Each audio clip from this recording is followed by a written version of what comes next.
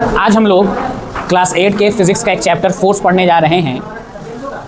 Force क्या है, जिसे हिंदी में हम ताकत या बल बोलते हैं। तो फोर्स एक ऐसी फिजिकल क्वांटिटी है जिसकी ज़रूरत इंसान, जानवर, मशीनें सबको हैं कोई भी काम करने के लिए। आप कोई भी काम करते हैं, उस काम को करने के लिए आपके पास फोर्स होना चाहिए, तभी आप उस काम को कर पाएंगे। चाहे वो काम कोई इंसान करे, चाहे वो काम कोई जानवर करे, चाहे वो काम कोई मशीन करे। और इस दुनिया में जितनी भी फोर्सेज हैं वो दो ही फॉर्म में पाई जाती हैं, एक पुश और एक पुल। जैसे क्लोज द डोर, आपको दरवाज़ा बंद करना है तो आप दरवाजे को पुश करते हैं। ओपन द डोर, आप दरवाजे को खींचते हैं, पुल है। तो दुनिया में हर तरह की फोर्सेज जो है वो दो ही फॉर्म में पाई जाती हैं, पुश और पुल। यहाँ पर मैंने लिखा भी है पुश या पुल। चलिए टाइप्स की बात कर लें तो फोर्स का टाइप दो है, कॉन्टैक्ट और एक नॉन कॉन्टैक्ट फोर्स। कॉन्टैक्ट का मतलब होता है कि एक फोर्स लगाने वाला और जिस पर फोर्स लग रहा है, अगर उसके बीच में कॉन्टैक्ट होगा तो हम उन्हें कॉन्टैक्ट फोर्स कहेंगे। और अगर फोर्स लगाने वाला और जिस पर फोर्स लग रहा है उसके बीच में कॉन्टैक्ट ना हो, उसे हम नॉन कॉन्टैक्ट फोर्स कहेंगे। एग्जाम्पल समझते हैं। पहला कॉन्टैक्ट में मस्क्यूलर दिया गया है। जैसे ये मेरे हाथ में एक डस्टर है, इसको उठाना है, तो बताइए कि इसमें हमारा मसल्स फोर्स लगा रहा है कि नहीं। तो मसल्स जो फोर्स लगाएगा वो मस्क्यूलर होगा। तो बिना हम कॉन्टैक्ट किए इस डस्टर को उठा सकते हैं। यानी जो मस्क्यूलर फोर्स है वो कैसा फोर्स है? कॉन्टैक्ट फोर्स है। कैसा फोर्स है? चलिए, उसके बाद दूसरा है फ्रिक्शनल फोर्स। फ्रिक्शनल फोर्स कब होता है? तो जब दो सरफेस एक दूसरे के कांटेक्ट में आए और एक सरफेस दूसरे के ऊपर मूव करे, चले, मोशन में आ जाए, तो दूसरा सरफेस उसके मोशन को अपोज करता है और जिस फोर्स से वो अपोज करता है उसी फोर्स को हम फ्रिक्शनल फोर्स कहते हैं। हायर क्लासेस में जाइएगा तो इसको और डेप्थ में पढ़ना है, अभी इतना ही मैं आपको बता रहा हूँ। एक एग्जाम्पल से मैं आपको समझाता हूँ। ज़मीन पर एक फुटबॉल रखा हुआ है, आप जा करके उसको पैर से मार दिए, फुटबॉल कुछ दूर जाएगा, 2 मीटर, 10 मीटर, 50 मीटर, जितनी भी दूर जाए, फुटबॉल लुढ़कते लुढ़कते कहीं ना कहीं तो जा करके क्यों रुक गया?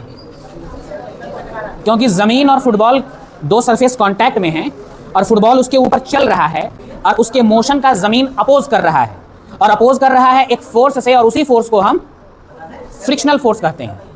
बात समझ में आ रही है? तो फ्रिक्शनल फोर्स भी कॉन्टैक्ट फोर्स है क्योंकि फुटबॉल और ज़मीन के बीच में कॉन्टैक्ट हो रहा है। नॉन कॉन्टैक्ट फोर्स में एक मैग्नेटिक फोर्स है।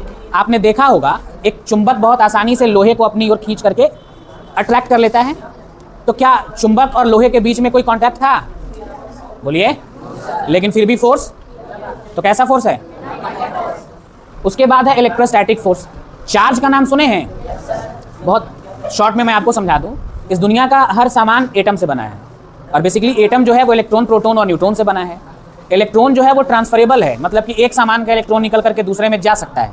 तो अगर किसी ऑब्जेक्ट का इलेक्ट्रॉन निकल जाए तो उसमें पॉजिटिव चार्ज आ जाती है, और जिसमें इलेक्ट्रॉन चला जाए उस पर निगेटिव चार्ज आ जाता है। और चार्जेस के बीच में फोर्स लगता है जिसको हम इलेक्ट्रोस्टैटिक फोर्स कहते हैं, जो दो तरह का होता है, electrostatic force of attraction, electrostatic force of repulsion. Electrostatic force of attraction जो है अपोजिट चार्जेस के बीच में, मतलब पॉजिटिव चार्ज और नेगेटिव चार्ज, और इलेक्ट्रोस्टैटिक फोर्स ऑफ रिपल्सन जो है वो सेम चार्ज के बीच में लगता है। जैसे पॉजिटिव पॉजिटिव के बीच में, निगेटिव नेगेटिव के बीच में। तो इस फोर्सेस को हम क्या कहेंगे? और इसके लिए भी कांटेक्ट का होना ज़रूरी नहीं है। ग्रेविटेशनल, मेरे हाथ में ये डस्टर है, इसको मैं छोड़ दूं तो क्या होगा? नीचे गिरेगा। यानी ज़मीन इसको अपनी तरफ खींच रहा है एक ताकत से, और उसी ताकत को हम क्लास 9 में आप लोग जाएंगे तो ग्रेविटेशन एक पूरा चैप्टर पढ़ना है। तो ये ध्यान रखिएगा कि सिर्फ अर्थ ही ग्रेविटेशन नहीं लगाता है, हर वो चीज़ जिसमें मास होगा, जिसमें वजन होगा, वो ग्रेविटेशन लगाता है। हालांकि मास और वेट दोनों अलग अलग चीज़ें हैं, लेकिन अभी आपको उतना पढ़ने की ज़रूरत नहीं है। क्लास 8 में है अभी, आप लोग 9 में आइएगा, वहाँ पढ़ा दिया जाएगा। यानी कि सर ये डस्टर को ज़मीन अपनी ओर खींच रही है एक फोर्स से, उस फोर्स को हम ग्रेविटेशनल फोर्स कहते हैं। और इस फोर्स के लिए भी ज़मीन और इस डस्टर का कॉन्टैक्ट होना ज़रूरी। तो ग्रेविटेशनल फोर्स भी कैसा फोर्स है? चलिए अब बात कर लेते हैं यूनिट की। उसके पहले फिजिकल क्वांटिटी मैं आपको समझा दूँ। इस दुनिया की हर वो चीज़ जिसे मापा या तौला जा सके उसे हम फिजिकल क्वांटिटी कहते हैं। क्या कहते हैं? जैसे मैंने लिखा है मास, लेंथ, टाइम, फोर्स। मास को अभी आप वजन समझ लो। आपकी मम्मी बोली कि चीनी लेकर क्या हो बाजार से, आप जाके दुकानदार को क्या बोलेंगे? सिर्फ बोलेंगे कि चीनी दो? आप बोलेंगे 1 किलोग्राम चीनी दो, 2 किलोग्राम चीनी दो, 5 किलोग्राम चीनी दो। तो आप जब वजन को एक्सप्रेस कर रहे हैं, यहाँ हम एग्जाम्पल दिए हैं 10 किलोग्राम, तो ये जो 10 है इसको क्या कहते हैं? मैग्नीट्यूड। जो किलोग्राम है उसको, अगर इसको हटा दें तो बताइए इसका कोई मतलब है, और इसको हटा दें इसका कोई मतलब है? यानी कि किसी भी फिजिकल क्वांटिटी को एक्सप्रेस करने के लिए दो चीज़ों की ज़रूरत होती है, एक मैग्नीट्यूड और जैसे लेंथ है, लंबाई मापना है आपको, तो किसी चीज़ की लंबाई मापे 50 मीटर आया तो खाली 50 बोलेंगे तो हो जाएगा, खाली मीटर बोलेंगे तो हो जाएगा, यानी 50 भी बोलना है। और अरे समझ में आ रही है बात? क्लियर है? टाइम है, तो टाइम के लिए भी 2 घंटा यहाँ लिखा गया, इसका मतलब है कि 2 मैग्नीट्यूड और घंटा। वैसे ही फोर्स को अब यहाँ क्या लिखे हैं, 10 न्यूटन, मतलब 10 क्या है और न्यूटन क्या है। तो फोर्स का जो यूनिट है वो इंटरनेशनल सिस्टम ऑफ यूनिट, जिसको एसआई यूनिट कहते हैं, वो क्या है, एक्सप्रेस कैसे करते हैं, ठीक है। और देखिए हर चीज़ का यूनिट सिर्फ एक ही नहीं होता है, बहुत सारे यूनिट्स होते हैं। तो फोर्स का भी एक दूसरा यूनिट दिया गया है, CGS यूनिट क्या है, और 1 न्यूटन में कितना डाइन है। जैसे 1 मीटर में 100 सेंटीमीटर, वैसे ही 1 न्यूटन में 10 टू द पावर।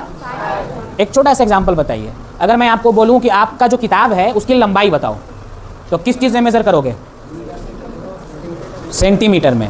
और यहाँ से पटना की दूरी नाप के बताओ तो कौन सी में नापोगे। यानी कि एक ही फिजिकल क्वांटिटी को अलग अलग यूनिट में आप एक्सप्रेस कर रहे हैं। वैसे ही जैसी ज़रूरत होती है वैसा यूनिट हम लोग यूज़, इसीलिए न्यूटन भी यूज़ होगा और छोटा यूनिट में कोई प्रॉब्लम। इतनी बात सबको समझ में आ गई, डन।